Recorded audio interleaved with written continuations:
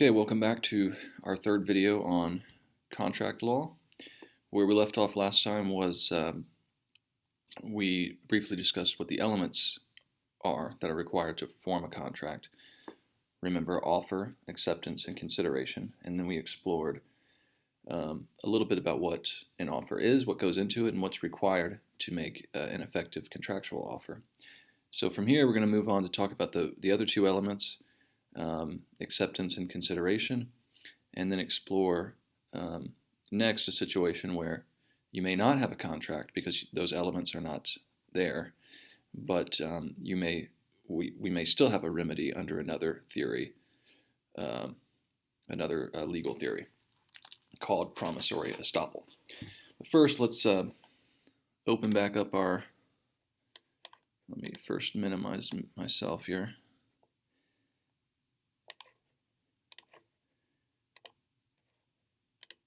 And then open back up to where we left off before. Again, to make an offer, your offer needs to convey a clear intent to become contractually bound, and not just some sort of hope, in some hope that maybe something will occur in the future. It has to be clear that you have something to trade, and what it is that you want in exchange for it.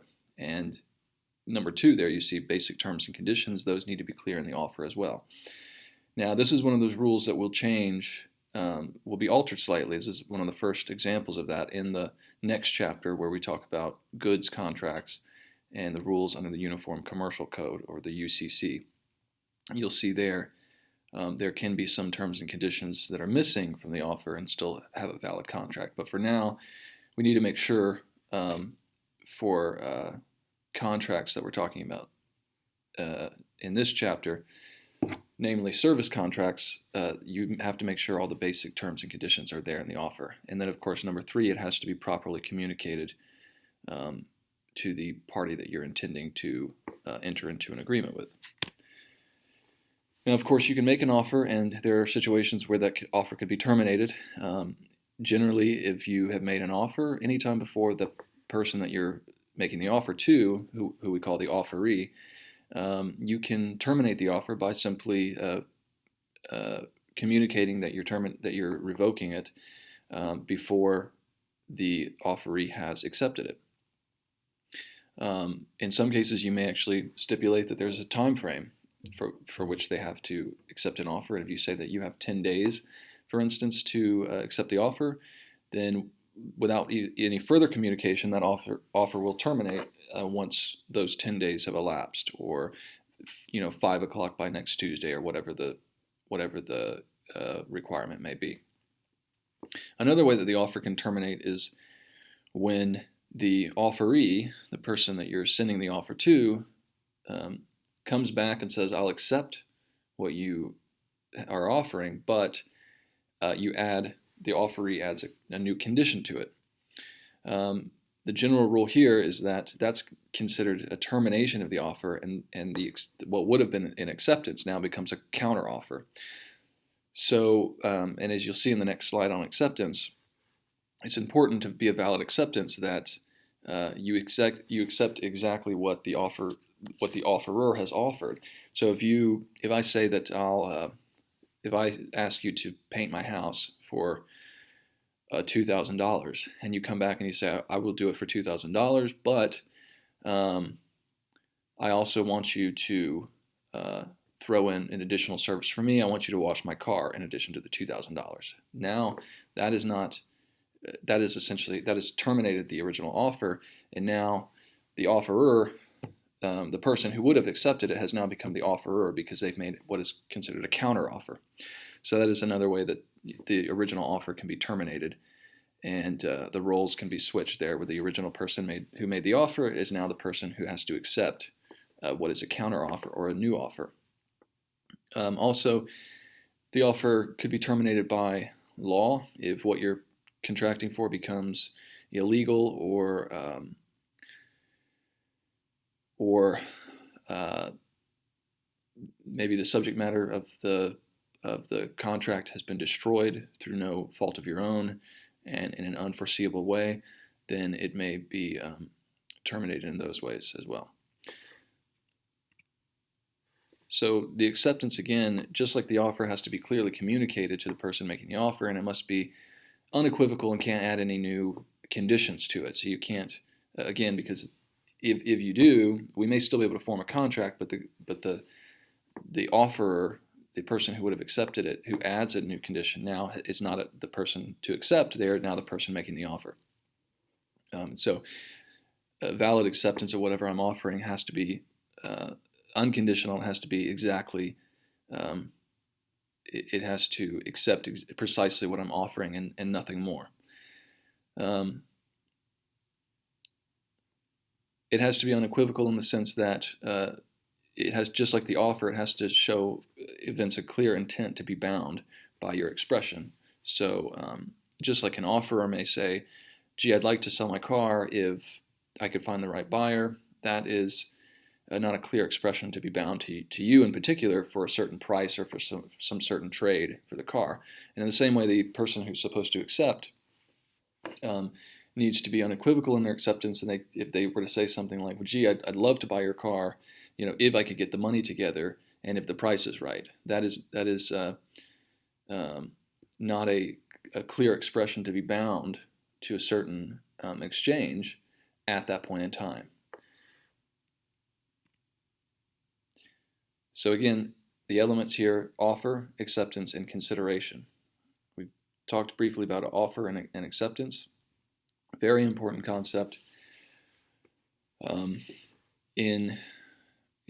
trying to decide if we have an actual remedy for a breach of contract. Is the third element, which is consideration.